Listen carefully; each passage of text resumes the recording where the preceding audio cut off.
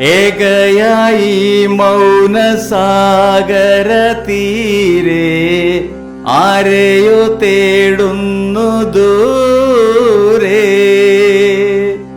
ആമൂളം തണ്ടിന്റെ സംഗീതം കേൾക്കാൻ ആരുമില്ലെന്നോർക്കയാണോ ഒരു പൂമ്പാറ്റ പോലെ ഈ വാനിൽ പറക്കാൻ ഞാൻ എൻ്റെ സ്നേഹത്തിൻ തൂവൽ തരാം എപ്പോഴെങ്കിലും എപ്പോഴെങ്കിലും എപ്പോഴെങ്കിലും.